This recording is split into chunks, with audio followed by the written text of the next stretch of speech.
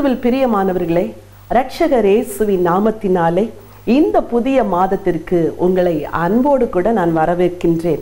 ஆண்டவர் கொடுத்த இந்த புதிய மாதத்திற்காக, இந்த புதிய நாளுக்காக இருதயத்தின் ஆழத்திலிருந்து நான் தேவனை துதிக்கின்றேன். எவ்வளவு ஒரு நல்ல தேவன்! கடந்த மாதமெல்லாம் கிருபையாய் நம்மை காத்தார், நம்மை நடத்தினார், நம்மை ஆசீர்வதித்தார். இந்த மாதத்திலும் தேவன் உங்களையும் உங்கள் குடும்பத்தையும் ஆசீர்வாதமாக நடத்துவார் என்பதில் எந்த ஒரு சந்தேகமும் இல்லை. இந்த மாதத்திற்கென தேவன் கொடுத்த ஒரு வார்த்தையை நான் உங்களோடு கூட பகிர்ந்து கொள்ள விரும்புகின்றேன். நீதிமொழிகள் 23:17-18. உன் மனதை பாவிகள் மேல் பொறாமை கொள்ள விடாதே, நீ நாடோறும் கர்த்தரை பற்றும் பயத்தோடிரு, நிச்சயமாகவே முடிவு உண்டு, உன் நம்பிக்கை வீண் போகாது. இந்த வேத பகுதியில் பலருக்கும் இந்த பின்பகுதி தான் தெரியும். நிச்சயமாகவே முடிவு உண்டு, உன் நம்பிக்கை வீண் போகாது என்று. ஆம், நாம் ஆண்டவர் மேல் வைத்திருக்கிற நம்பிக்கை ஒரு நாளும் வீண் போகாது. தேவன் பெரியவர், உண்மை உள்ளவர், சர்வ வல்லவர், தன்னுடைய பிள்ளைகளுக்கு நன்மைகளை செய்கின்றவர். அந்த தேவன் மேல் நாம் வைத்திருக்கிற நம்பிக்கை ஒருபோதும் வீணாகாது, ஒரு நாளும் அழியாது. அதைத்தான் 18ஆம் வசனம் சொல்லுகின்றது, நிச்சயமாகவே முடிவு உண்டு, உன் நம்பிக்கை வீணாகாது என்று. ஆனால் அதற்கு முந்தின வசனம் இந்த 18வது வசனத்தோடு இணைந்துள்ள ஒரு வசனம். அது என்ன சொல்லுகிறது? நீ நாடோறும் கர்த்தரை பற்றும் பயத்தோடு. அதோடு கூட இன்னொரு காரியத்தையும் சொல்லுகிறது, உன் மனதை பாவிகள் மேல் பொறாமை கொள்ள விடாதே. இந்த வசனத்தின் பொருள் என்ன என்று நான் ஆராய்ந்த பொழுது எனக்கு கிடைத்த ஒரு சிறிய வெளிச்சத்தை உங்களோடு கூட நான் பகிர்ந்து கொள்ள விரும்புகின்றேன்.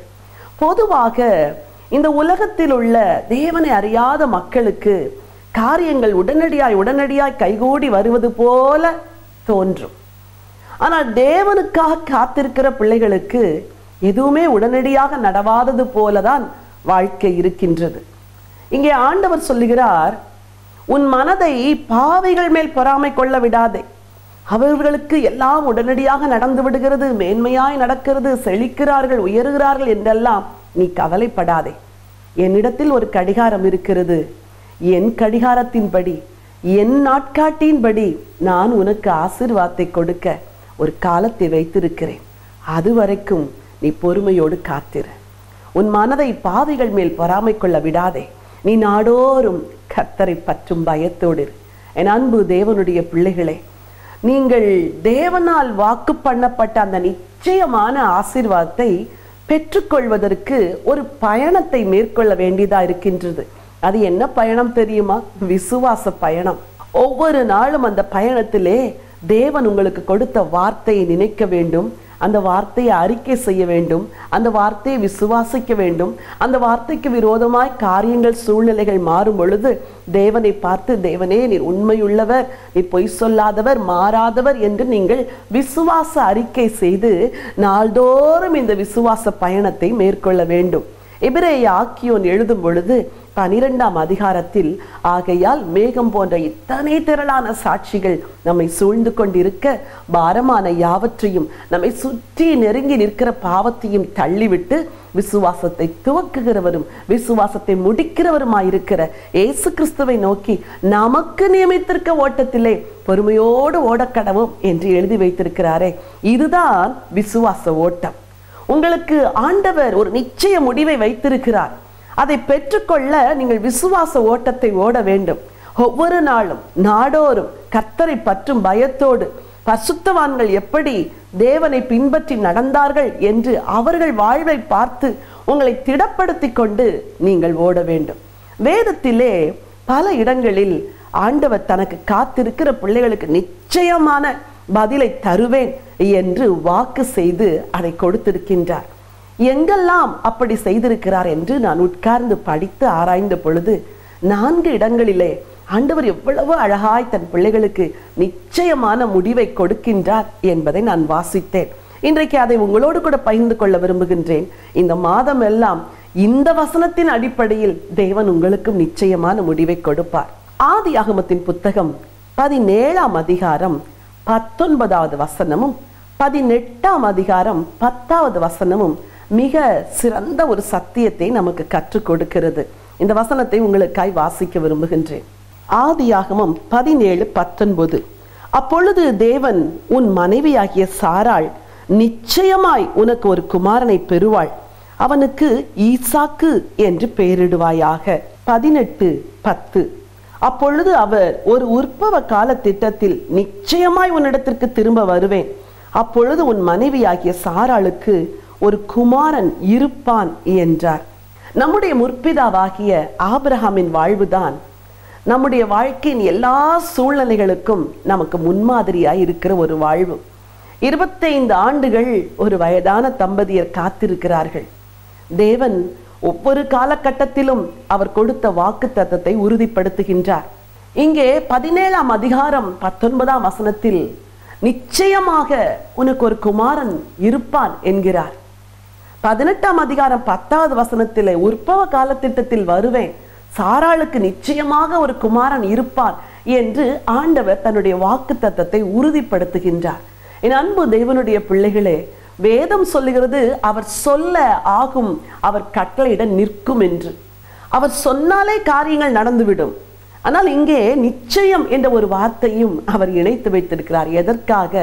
பலவீனர்களாகிய நமக்காக, விசுவாசத்தில் குறைவுள்ளவர்களாகிய நமக்காக. ஆண்டவர் ஆபிரகாமுக்கும் சாராளுக்கும் வாக்கு பண்ணினார், நிச்சயமாய் தருவேன் என்று சொன்னார். சொன்ன வார்த்தையின்படியே கொடுத்தார். மத்தேயு எழுதின சுவிசேஷம் 6ஆம் அதிகாரம் 30வது வசனத்திலே, காட்டு புஷ்பங்களுக்கு தேவன் இவ்விதமாய் உடுத்துவித்தால் உங்களுக்கு உடுத்துவிப்பது அதிக நிச்சயம் அல்லவா என்று இரட்சகர் இயேசு சொல்லி இருக்கிறாரே. நீங்கள் ஏன் கலங்க வேண்டும்? காரியங்கள் நடக்கவில்லை என்று ஏன் திகைக்க வேண்டும்? நிச்சயமாகவே முடிவை கொடுக்கிற ஒரு தேவன் இருக்கிறார். அந்த தேவன் இந்த மாதம் உங்களுக்கு நிச்சயமாகவே நன்மையானதை தருவார். திடப்படுத்திக் கொள்ளுங்கள், காத்திருங்கள், கர்த்தரிடத்தில் ஜெபம் செய்யுங்கள். நிச்சயமாகவே முடிவு உண்டு. உங்கள் நம்பிக்கை வீண் போகாது. இரண்டாவதாக, தேவன் நிச்சயமாய் செய்வேன் என்று நம்முடைய முற்பிதாக்களுக்கு காரியங்களை சொல்லி செய்ததை ஆதியாகமத்தின் புத்தகம் 50ஆம் அதிகாரம் 24ஆம் வசனத்திலே நாம் வாசிக்கின்றோம். ஆதியாகமம் 50:24.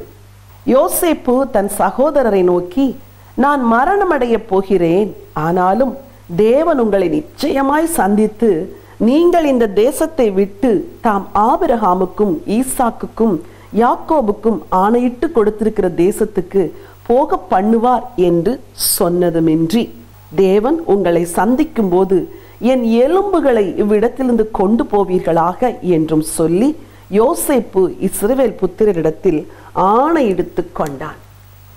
என்ன ஒரு அழகான விசுவாசம் பாருங்கள் நம்முடைய முற்பிதாக்களுக்கு. அவர்களுக்கு தேவன் வாக்கு பண்ணினார். வாக்கு பண்ணின உடனே தேவன் அவர்களுக்கு தேசத்தை கொடுக்கவில்லை. அந்நியர்களாக, பரதேசிகளாக அவர்கள் அலைந்து திரிந்து கொண்டிருந்த காலம் ஒன்று இருந்தது. தேவன் யோசேப்பை உயர்த்துகிறார், பெரிய ராஜ பதவியிலே அமர வைக்கிறார். என்ன ஒரு ராஜ மேன்மை இருந்த பொழுதும் யோசேப்பின் இருதயம் எங்கே இருந்தது தெரியுமா? தேவன் வாக்கு பண்ணினாரே, கானான். முற்பிதாக்களுக்கு சொன்னாரே, ஆபிரகாமுக்கு சொன்னார், ஈசாக்குக்கு சொன்னார், யாக்கோபுக்கு சொன்னார், நிச்சயமாகவே உங்களுக்கு கானான் தேசத்தை தருவேன் என்று. அந்த கானான் தேசத்தின் மேல்தான் யோசேப்புக்கு வாஞ்சை இருந்தது. யோசேப்பு சொல்லுகிறார், நிச்சயமாக தேவன் உங்களை சந்திப்பார். இவ்வளவு ஒரு ஆழமான விசுவாசம். இந்த விசுவாசம் எப்படி வந்தது? இந்த விசுவாசத்தை ஆபிரகாம் தன் குமாரனாகிய ஈசாக்குக்கு கற்றுக் கொடுத்தார். ஈசாக்கு தன் குமாரனாகிய யாக்கோபுக்கு கற்றுக் கொடுத்தார். யாக்கோபு தன் குமாரனாகிய யோசேப்புக்கு கற்றுக் கொடுத்தார். முற்பிதாக்கள் தாங்கள் எதை நம்பினார்களோ, எதை விசுவாசித்தார்களோ அதை தங்கள் சந்ததிகளுக்கு பகிர்ந்து கொடுத்தார்கள், கடத்தினார்கள் என்று சொன்னால் மிகையாகாது. என் அன்பு தேவனுடைய பிள்ளைகளே, முற்பிதாக்களுக்கு வாக்குத்தத்தம் பண்ணினதை இன்று பல ஆயிரம் ஆண்டுகளுக்கு பின்பாக இருந்து நாம் பார்க்கும் பொழுது அது அதிசயமாய் நிகழ்ந்திருப்பதை கண்டு ஆனந்தம் அடைகின்றோம். ஆனால் அந்த நாட்களிலே அவர்கள் அந்த பாதையின் வழியாய் கடந்து செல்லும் பொழுது நடக்குமா, நடக்காதா, நிறைவேறுமா, நிறைவேறாதா என்றெல்லாம் அவர்கள் விசுவாச போராட்டத்தை சந்தித்து ஜெயித்துதான் அந்த கானானை சுதந்தரித்தார்கள்.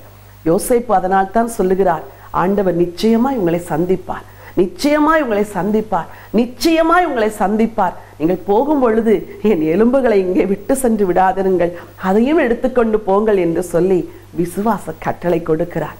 காரியங்கள் நடக்கவில்லை என்று துவண்டு போயிருக்கிறீர்களா? காரியங்கள் தாமதமாகிறது என்று கலங்கி போய் நிற்கிறீர்களா? யோசேப்பின் விசுவாசம் இன்றைக்கு உங்கள் விசுவாசமாய் மாறட்டும். நிச்சயமாய் தேவன் உங்களை சந்திப்பார், நிச்சயமாய் தேவன் இடைப்படுவார், நிச்சயமாய் தேவன் உங்களுக்காய் கிரியை செய்வார். நிச்சயமாகவே முடிவு உண்டு. உங்கள் நம்பிக்கை வீண் போகாது. யோசேப்பின் தேவன் உங்கள் தேவனாயிருக்கிறார். தைரியம் கொள்ளுங்கள், அதைரியப்படாதிருங்கள். நிச்சயமாய் தேவன் உங்களுக்கு நன்மை செய்வார், நிச்சயமாய் தேவன் உங்களை சந்திப்பார். மூன்றாவதாக வேதத்திலிருந்து இன்னொரு வசனத்தை நான் வாசிக்க விரும்புகின்றேன். யாத்திராகமத்தின் புத்தகம் 22ஆம் அதிகாரம் 22, 23 வசனங்கள். விதவையையும் திக்கற்ற பிள்ளையையும் ஒடுக்காமல் இருப்பீர்களாக. அவர்களை எவ்வளவாகிலும் ஒடுக்கும் போது அவர்கள் என்னை நோக்கி முறையிட்டால் அவர்கள் முறையிடுதலை நான் நிச்சயமாய் கேட்பேன். தேவன் சிறுமைப்பட்ட ஜனங்கள் மேல் சிந்தையுடைய தேவன். எளியவர்களுக்கு உதவி செய்கிறவர், திக்கற்றவர்களை விசாரிக்கிறவர், பரதேசிகளை ஆதரிக்கிறவர். உலகத்தில் செல்வவான்கள் பெருகி இருப்பது போலவே தரித்திரர்களும் ஏழைகளும் ஒடுக்கப்பட்டவர்களும் பெருகி இருக்கிற ஒரு பூமியிலே நாம் வாழ்ந்து கொண்டிருக்கின்றோம். இங்கே ஆண்டவர் ஒரு குறிப்பிட்ட கூட்ட மக்கள் மேல் கரிசனையுடையவராய் இருக்கின்றாராம். யார் அவர்கள்? விதவைகள்.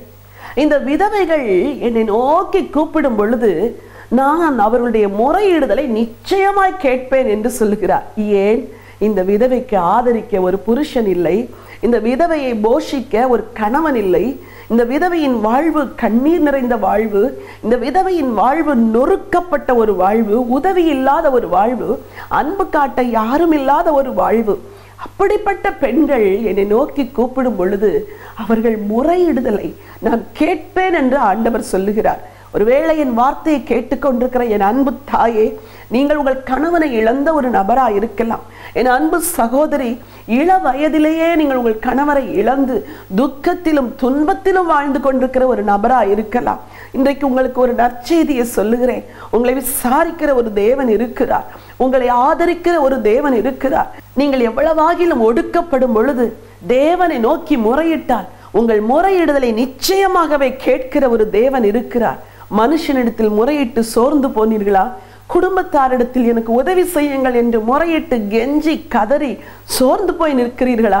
இன்றைக்கு உங்கள் முறையிடுதலை கேட்கிற ஒரு தேவன் இருக்கிறார். அவர் உங்கள் தனிமையை உணர்ந்தவர், அவர் உங்கள் வெறுமையை உணர்ந்தவர், அவர் உங்கள் மனதின் வருத்தத்தை வாட்டத்தை அறிந்தவர். அவர் நிச்சயமாய் உங்கள் முறையிடுதலை கேட்பார். உங்கள் பிள்ளைகள் நிமித்தம் முறையிடுகிறீர்களா? உங்களுக்கு கடன் கொடுத்தவர்கள் உங்களை நெருக்குகிறது நிமித்தம் கர்த்தரை நோக்கி முறையிடுகிறீர்களா? நிச்சயமாகவே உங்கள் முறையிடுதலை தேவன் கேட்பார். தைரியம் கொள்ளுங்கள். நீங்கள் செய்ய வேண்டுவதெல்லாம் ஒன்றே ஒன்று.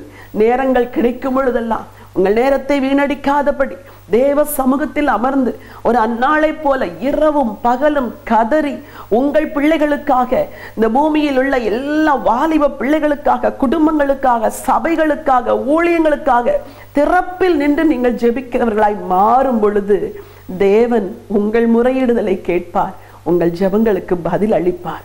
நிச்சயமாகவே முறையிடுதலை கேட்கிற ஒரு தேவன் இருக்கின்றார்.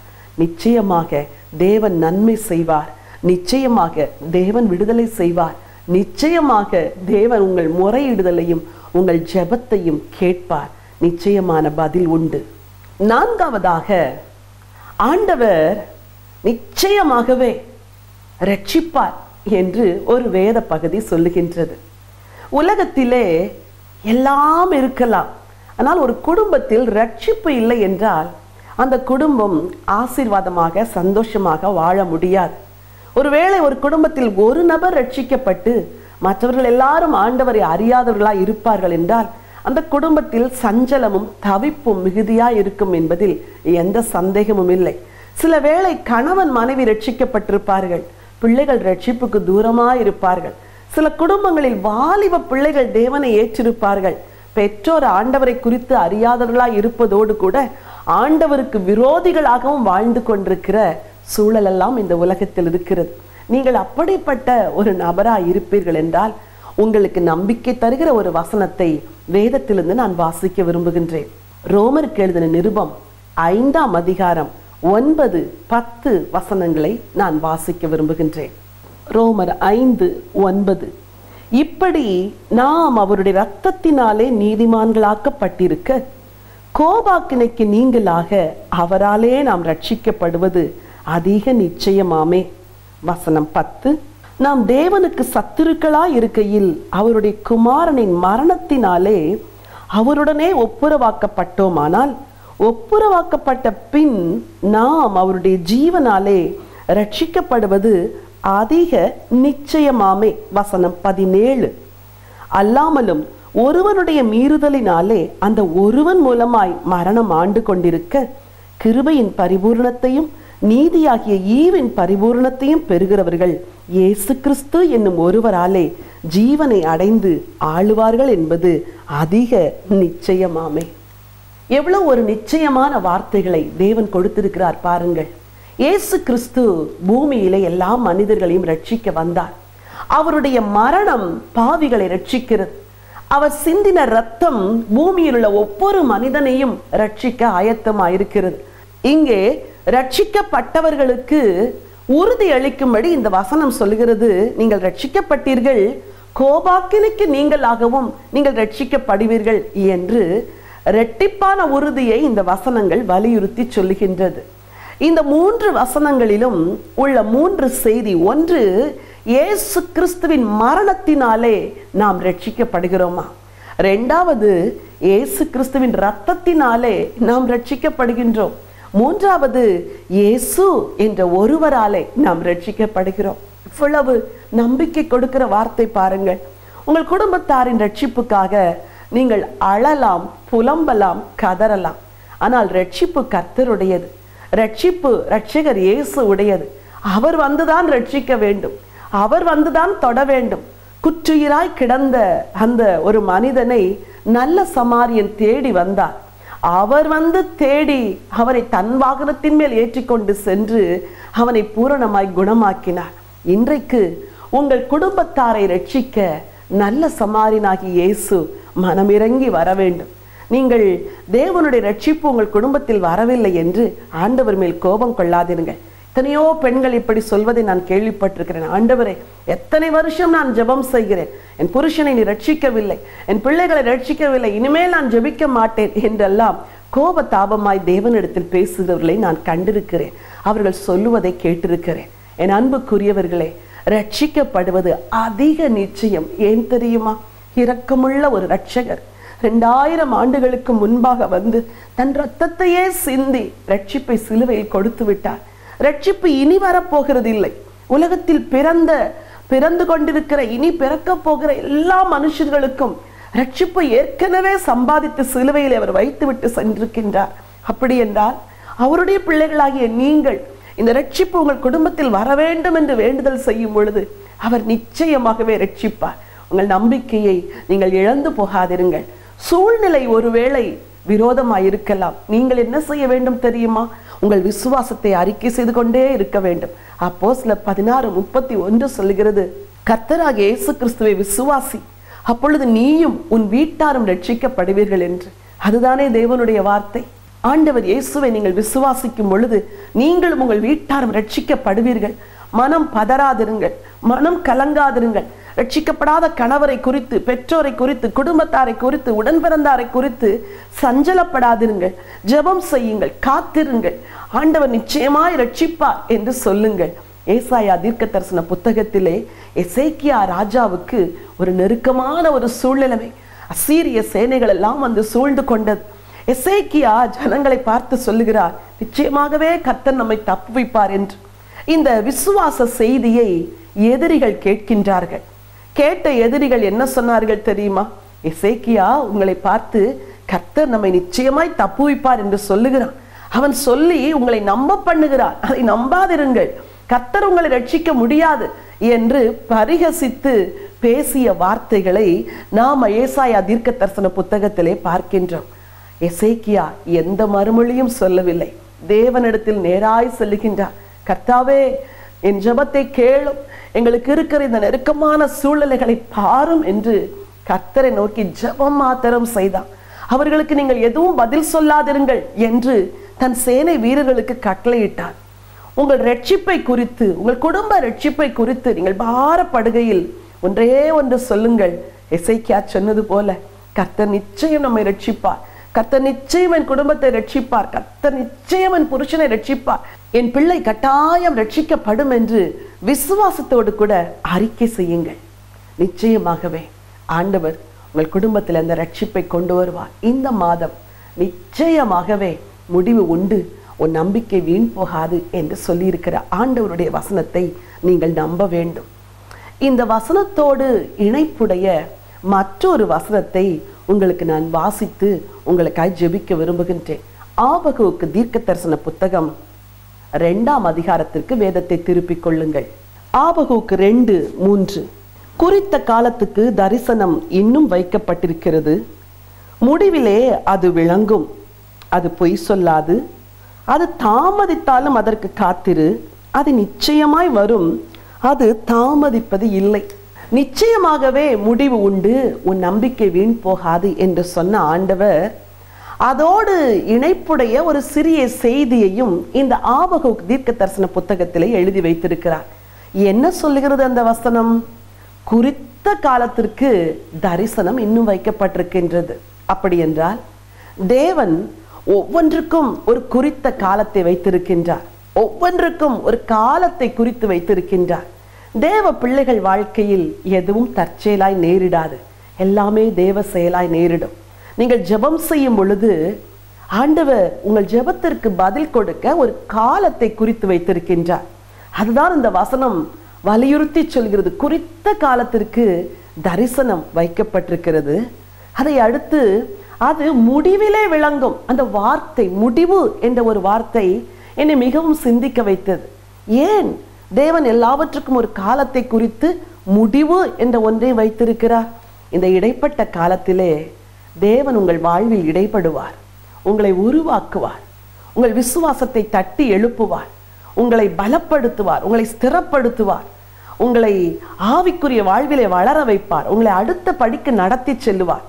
அந்த நிறைவேறுதல் எல்லாம் முடிவு பெறும் பொழுது உங்கள் ஜெபங்களுக்கு பதில் வந்துவிடும். நீங்கள் நினைக்க கூடாது, ஓ அதெல்லாம் நடக்க இன்னும் 20 ஆண்டுகள் ஆகும் என்று. நிச்சயமாயில்லை. தேவன் ஒரு காலத்தை குறித்தார் என்றால் ஒரு நிமிஷம் முந்தியும் வரமாட்டார், ஒரு நிமிஷம் பிந்தியும் செய்ய மாட்டார், சரியாய் செய்வார். A God is an on time God. நம்முடைய தேவன் சரியான நேரத்தில் காரியங்களை செய்கிறவர். முடிவு ஒன்று வரும், அது வரைக்கும் காத்திருங்கள். வேதம் சொல்லுகிறது அது தாமதிப்பது இல்லை, அது நிச்சயமாய் வரும், அதற்கு காத்திரு என்று. காலத்தை குறித்தார், முடிவையும் நியமித்தார், இடையிலே உங்களை காத்திருக்க சொல்லுகிறார். எப்படி காத்திருக்க வேண்டும்? விசுவாசத்தோடு காத்திருக்க வேண்டும். எபிரேய ஆக்கியோன் சொல்லுகிறார், எப்படி ஓட வேண்டும்? விசுவாசத்தோடு ஓட வேண்டும். இந்த தேவன் வாக்கு செய்ததற்கும் காரியங்கள் முடிவதற்கும் இடையிலே உள்ள காலகட்டத்தில் ஒன்றை பற்றி கொள்ளுங்கள், தேவனுடைய வார்த்தையை பற்றி கொள்ளுங்கள், விசுவாசத்தினால் பற்றி கொள்ளுங்கள். உங்கள் விசுவாசம்தான் உங்களுக்கு நிச்சயமான முடிவை கொண்டு வரும். அவிசுவாசமான வார்த்தைகளை பேசாதிருங்கள். மனம் பதறி தேவனை தூஷித்து விடாதிருங்கள். மனம் பதறி மக்களிடத்தில் ஆண்டவர் எனக்கு ஒன்றும் செய்யவில்லை என்று சொல்லாதிருங்கள். என் அன்பு சகோதரிகளே, விசேஷமாய் உங்களுக்கு நான் சொல்லுகின்றேன், கர்த்தர் ஒரு வார்த்தையை சொல்லியிருப்பார் என்றால் ஒவ்வொரு நாளும் குறைந்த பட்சம் அதை 10 முறையாவது அறிக்கை செய்யுங்கள். நீங்க செய்வீங்கப்பா, நீங்க நிச்சயம் செய்வீங்க. இந்த மாதம் முழுவதும் நிச்சயமாகவே முடிவு உண்டு தகப்பனே, என் நம்பிக்கை வீண் போகாது என்று அறிக்கை செய்து பாருங்கள். இந்த மாதம் முடிவதற்குள் அற்புத அதிசயங்களை தேவன் உங்களுக்கு நிச்சயமாய் செய்வார். உங்களுக்காக நான் ஜெபிக்கட்டுமா? அன்பின் ஆண்டவரே, பரலோக பிதாவே, நீர் கொடுத்த இந்த புதிய மாதத்திற்காக, புதிய நாளுக்காக நன்றியோடு நாங்கள் உம்மை ஸ்தோத்திரிக்கிறோம். ஆண்டவரே, உம்முடைய ஜீவனுள்ள வார்த்தைகள் நிச்சயமாகவே முடிவு உண்டு, உன் நம்பிக்கை வீண் போகாது என்று எங்களுக்கு சொல்லி இருக்கிறதை நாங்கள் நம்புகிறோம். அப்பா, நீர் பொய் சொல்ல மனிதன் அல்ல, மனமாற மனுபுத்திரனும் அல்ல. ஆண்டவரே, கடந்த மாதங்களை நம்பிக்கை இல்லாமல் முடித்து ஒரு புதிய மாதத்தை துவங்கி இருக்கிற நம்முடைய பிள்ளைகளுக்கு நீர் கொடுத்த நம்பிக்கையின் வார்த்தைகளுக்காக நன்றி செலுத்துகிறேன். நிச்சயமாகவே சாராளுக்கு ஒரு குமாரன் இருப்பார் என்று வாக்கு பண்ணினீரே, அதே போல தேவனிடத்திலிருந்து நன்மையான காரியங்களை, கிருபைகளை, ஆசீர்வாதங்களை வாஞ்சித்து கேட்கிற உடைய பிள்ளைகளுக்கு நிச்சயமாகவே தேவன் பதில் கொடுக்க போறதற்காய் கோடான கோடி ஸ்தோத்திரம் ஐயா. கர்த்தர் நன்மையானதை தருவார். நம்முடைய தேசம் தன் பலனை தரும் என்று வேதம் சொல்லுகிறதே. நன்மையான காரியங்களை ஆண்டவர் நம்முடைய பிள்ளைகளுக்கு செய்யும்படியாய் நான் ஜெபிக்கின்றேன். தேவனே, உடுத்து வைப்பது நிச்சயம் என்று சொன்னீர். சாதாரண தேவையோ பெரிய தேவையோ நிச்சயமாகவே தேவன் இந்த மாதத்தில் ஆசீர்வதிக்க போவதற்காய் உமக்கு கோடான கோடி ஸ்தோத்திரம் தகப்பனே. நீர் அப்படி செய்ய போகிறதற்காய் உமக்கு நன்றி. எப்படி எகிப்திலிருந்து உம்முடைய ஜனங்களை நிச்சயமாய் சந்தித்து விடுதலை செய்தீரோ, இந்த மாதம் இந்த விசுவாச குடும்பங்களை நிச்சயமாய் சந்திக்க வேண்டும். அவர்கள் தேவைகளை நிச்சயமாய் சந்திக்க வேண்டும். அவருடைய எதிர்பார்ப்புகளை நிச்சயமாய் சந்திக்க வேண்டும். அவருடைய ஜெபங்களை நீ நிச்சயமாய் ஆண்டவரே கேட்டு பதில் கொடுக்க வேண்டும் என்று உம்முடைய அடியால் நான் ஜெபிக்கின்றேன் அப்பா. நீர் அப்படி செய்ய உண்மை உள்ளவர். அதற்காய் ஸ்தோத்திரம். வாழ்க்கையில் உடைக்கப்பட்ட, நொறுக்கப்பட்ட, ஆண்டவரே தரித்திரத்திலும் ஏழ்மையிலும் இருக்கிற என் அன்பு பிள்ளைகளுக்காய் ஜெபிக்கின்றேன். இந்த மாதம் அவர்கள் முறையிடுதலை கேட்பீராக. விசேஷமாய் தனிமையாய் இருக்கிறவர்கள், தள்ளப்பட்டவர்கள், ஒடுக்கப்பட்டவர்கள், விதவை தாய்மார்கள், விதவை சகோதரிகள் உம்மை நோக்கி செய்கிற கண்ணீரின் ஜெபத்திற்கு, அந்த முறையிடுதலுக்கு என் ஆண்டவர் கட்டாய பதில் தரும்படியாய் ஜெபிக்கிறேன். இவர்களுக்கு யார் உண்டு? உம்மை தவிர யார் உண்டு? உம்மை தவிர இவர்களுக்கு யார் ஆதரவு கொடுக்க முடியும்? என் ஆண்டவர் மனம் இறங்குவீராகப்பா. ஒடுக்கப்படுகிற, நெருக்கப்படுகிற, முறையிடுகிற இந்த பிள்ளைகளுடைய ஜெபத்தை கேளும் ஆண்டவரே. அவர்களுக்கு நீர் பதில் கொடுத்துத்தான் ஆக வேண்டும் என்று சொல்லி ஜெபிக்கிறேன். முரட்டாட்டமாய் வாழுகிற பிள்ளைகளுக்காய் ஜெபிக்கிறேன். இந்த ஏழை தாய்கள் ஆண்டவரே, இந்த பிள்ளைகளை குறித்து உம்மை நோக்கி செய்கிற முறையிடுதலை கேளும். குடி பழக்கத்திலிருந்து விடுதலையாக்கும். விபச்சார பாவத்திலிருந்து இந்த பிள்ளைகளை விடுதலை செய்வீராக. பொறுப்பற்ற வாழ்விலிருந்து விடுதலை செய்வீராக. தாயை பராமரிக்க வேண்டும் என்ற பொறுப்பினாவியை இந்த பிள்ளைகள் ஒவ்வொருவருக்கும் தர வேண்டும் என்று ஜெபிக்கிறேன் ஐயா. வயது முதிர்ந்த தாய்மார்களை பராமரிக்கிற ஒரு இருதயம் இந்த பிள்ளைகளுக்கு உண்டாயிருக்கட்டும். தேவன் அப்படி செய்கிறதற்காய் உமக்கு கோடான கோடி ஸ்தோத்திரம்.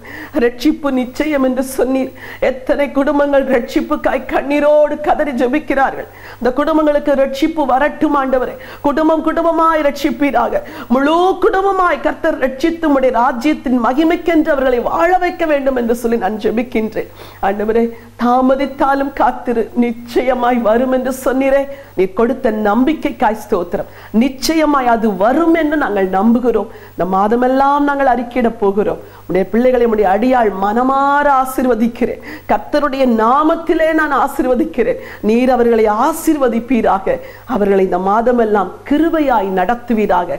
விசேஷமாய் தங்களுக்கு தேவ தயவு, மனுஷ தயவு வேண்டும் என்று சொல்லுகிற அந்த குடும்பத்திற்காய் ஜெபிக்கிறேன்.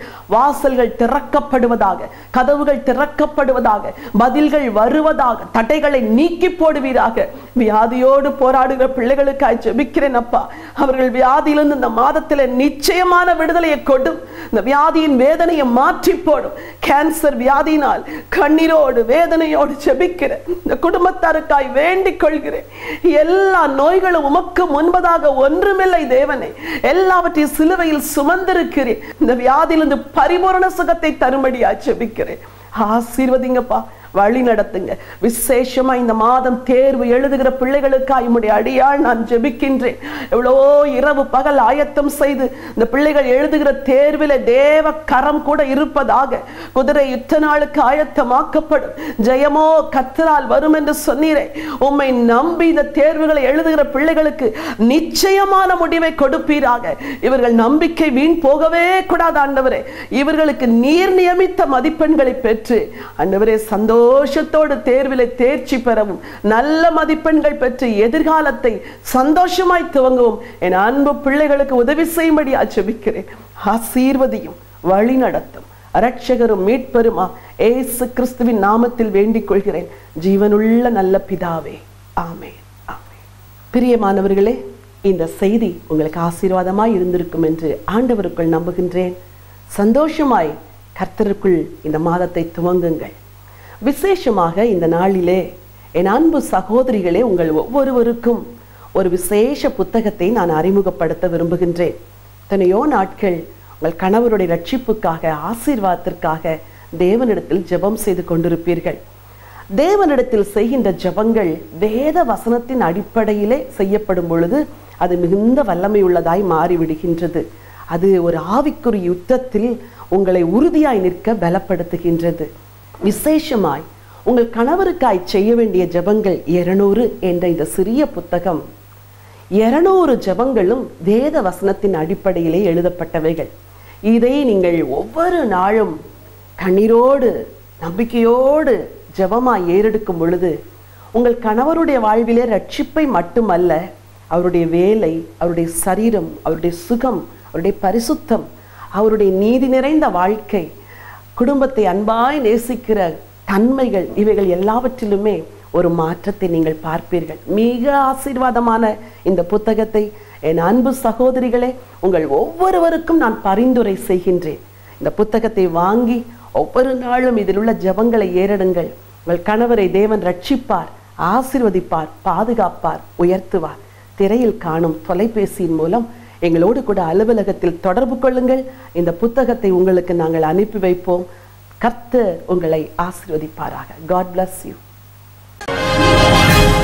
இயேசுவின் இயக்கம் என்ற ஊழியம் இயேசுவின் அன்பையும் இயேசுவின் வார்த்தையையும் பூமியின் கடைசி மனிதனுக்கும் கொண்டு செல்ல வேண்டும் என்ற தரிசனத்தோடு ஸ்தாபிக்கப்பட்டதாகும்.